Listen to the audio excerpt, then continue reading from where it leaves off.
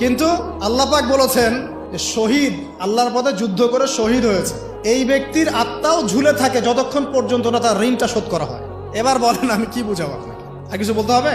তো এখন সেই দোয়া শিখাচ্ছি আপনাদেরকে, যে দোয়া শিখলে আপনারা ঋণ থেকে বাঁচবেন ইনশাআল্লাহ। কত দিবেন বলেন? আচ্ছা হ্যাঁ, এই তো শুকরিয়া। দোয়া করবেন যেন আল্লাহ পাকের দিনটাকে আল্লাহর জমিনে প্রতিষ্ঠা করতে পারি।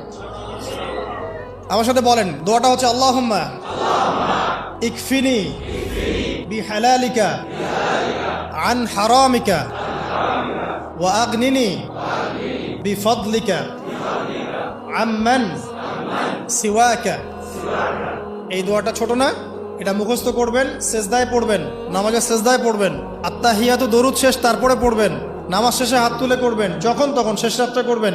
ইনশাআল্লাহ দেখবেন আপনার ঋণ বলতে কিছু থাকবে না ইনশাআল্লাহ। যদি থাকেও, বড় কোনো ঋণ থাকেও, আল্লাহ পাক অন্য কোনো মাধ্যমে এটা শোধ করার ব্যবস্থা করে দিবেন ইনশাআল্লাহ।